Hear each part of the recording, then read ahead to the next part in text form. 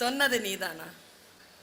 அதுல ஒரு சரணம் வரும் தெரியுமாங்க, ஒரு கொடியில் ஒரு முறைதான் மலரும் மலரல்லவா, ஒரு மனதில் ஒரு முறைதான் வளரும் உறவல்லவா. சொல்லிட்டு சொல்றாங்க, நெஞ்சில் ஒரு ஆலயம் தானே அந்த படம். அந்த படத்துல அந்த பொண்ணு ஏற்கனவே இன்னொருத்தனை விரும்பி இருப்பா. தமிழ் பெண்கள் எதையே யாரையேனும் காதலித்தால் அவர்களை கணவனாகத்தான் நினைத்து காதலிப்பார்களே தவிர மற்றவாறாக காதலிக்கின்ற மரபு தமிழ் பெண்களுக்கு இல்லை. அவள் வாழ்க்கையில் வேறு ஒருத்தரை திருமணம் செய்து கொள்ளக்கூடிய கட்டாயம் வந்தது. அந்த பாட்டு அந்த பெண்ணுக்கு பொருந்தாது. ஆனா அந்த படத்தை பார்த்தா அந்த பொண்ணுடைய பேர் வச்சிருப்பாரு டைரக்டர், சூப்பர் பேர் வச்சிருப்பாரு, சீதான்னு. கண்ணதாசன் எழுதிய பாட்டு இது. நெஞ்சில் ஓர் ஆலயம் திரைப்படத்திற்காக அந்த கதாநாயகிக்கு எழுதிய பாட்டல்ல, இது கம்ப ராமாயணத்தில் சீதைக்காக எழுதிய பாட்டு. எப்போ ராமன் சொன்னான்ல நெருப்புல இறங்குன்னு சொன்னானா, சொல்லும் போது கம்பராமாயணத்தை படிச்சு பாருங்க, கெட்ட வார்த்தைகள் நிறைய இருக்கு. சீதைக்கு எதிராக ராமன் சொன்னது, ஊந்திரம் உவந்து இருந்தனை ஒழுக்கம் பாழ்பட மாண்டிலை, நீ செத்து போ, நீ ஒழுக்கம் இல்லாம வாழ்ந்துட்டன்னு திட்டுறான் ராமன் ராமாயணத்துல. அந்த பெண் ஒண்ணுமே சொல்லலைங்க. கம்பருடைய சீதா எதுவுமே சொல்லல. லக்ஷ்மணனை பார்த்து நெருப்பு வையினா, அவன் கண்ணில் குறான், அவன் சொல்றான் நெருப்பு வைப்பான்னு. உள்ள இறங்கிட்டான், நெருப்பு அணைஞ்சிருச்சு. நான் இப்போ போடுறேன் அந்த ஒழுக்கம் இங்க இருக்கக்கூடிய எல்லா கணவன்மார்களுக்கும் சொல்லுகிறேன், சீதை என்பவள் ஏதோ ராமாயணத்தில் வருபவள் அல்ல, உங்கள் வீட்டில் இருப்பவளும் அவள் தான்.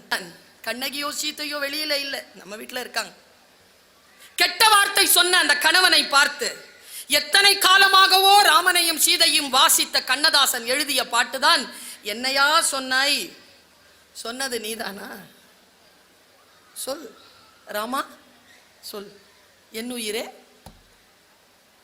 என்னை மறந்தாயா, ஏன் ஏன் ஏன் என் உயிரே, மங்கள மாலை குங்குமம் யாவும் தந்ததெல்லாம் நீதானே, மணமகளை திருமகளாய் நினைத்ததெல்லாம் நீதானே, உன் மனதில் என் மனதை இணைத்ததும் நீதானே, இறுதி வரை துணை இருப்பேன் என்றதும் நீதானே, இன்று சொன்னது நீதானா.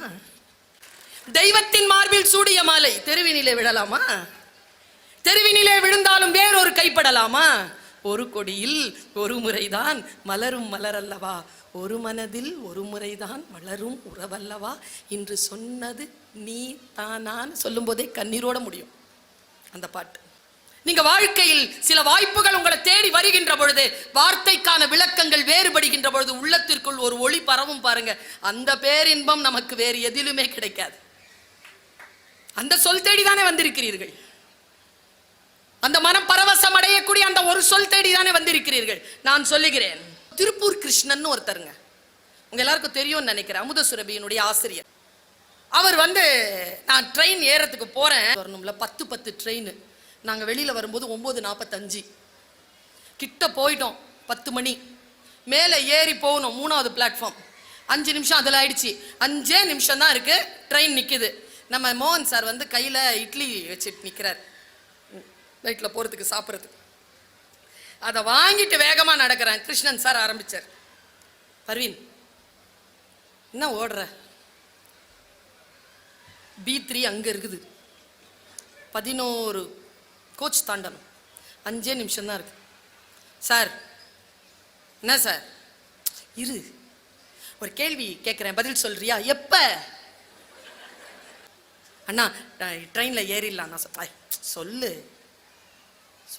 சொல்லுங்கண்ணா. இப்போ சொல்லலைன்னா அப்புறம் சொல்ல மாட்டேன், சரியா? எனக்கு சொற்கள் வேணும். அதுவும் திருப்பூர் கிருஷ்ணன் சார் சொல்றாருன்னா ஏதாவது ஒரு வார்த்தை இருக்கும், சொல்லுங்க சார். போர் பாசறையில தலைவிரி கோலமா ஒருத்தி உட்கார்ந்து இருக்கா, அவ யாரு?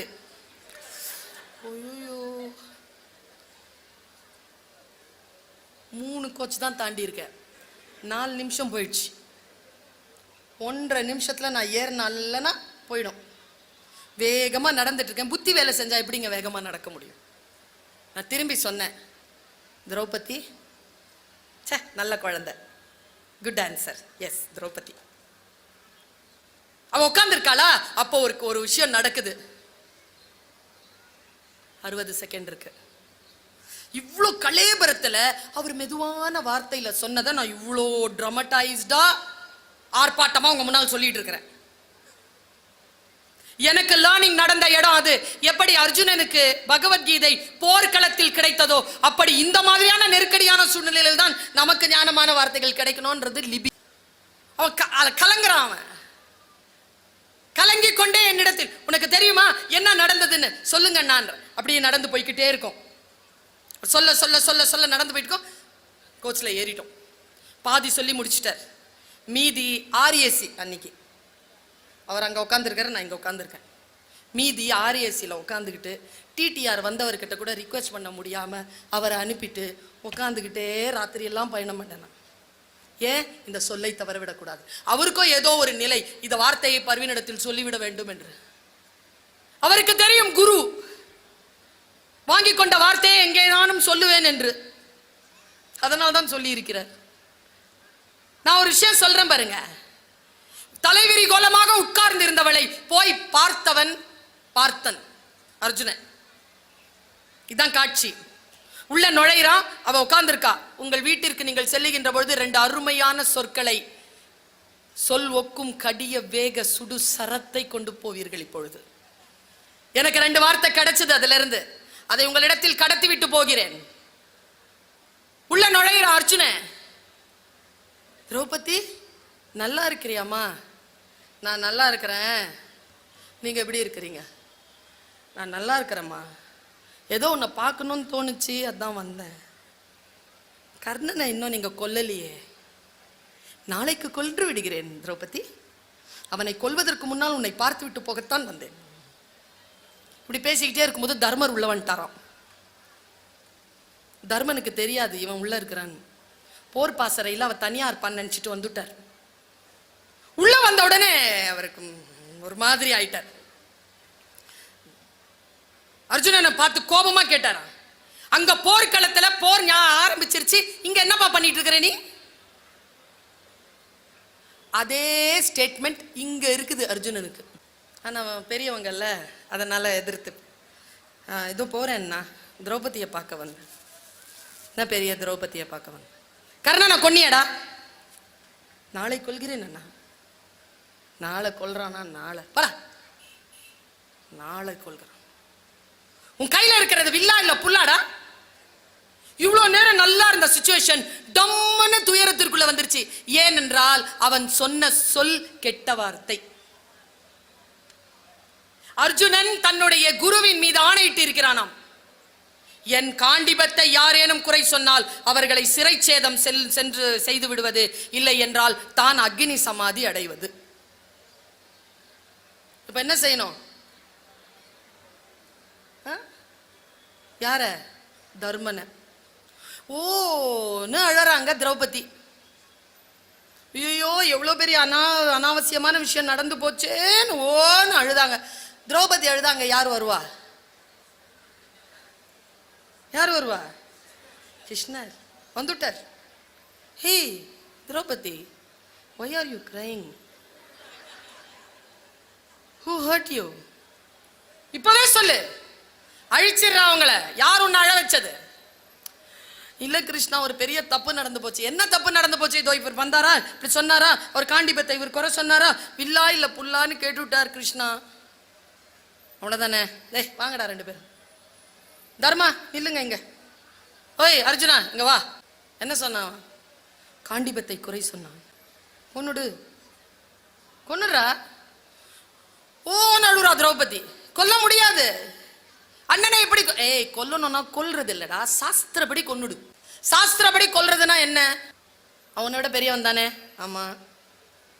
அவனை எதிர்த்து அவர் சொன்னது, கிருஷ்ணன் சொன்னது, நீ வா போன்னு சொல்லு. அவனை எதிர்த்து திட்டு. அவனை திட்டு. உன்னை விட வயசானவன் தானே திட்டு.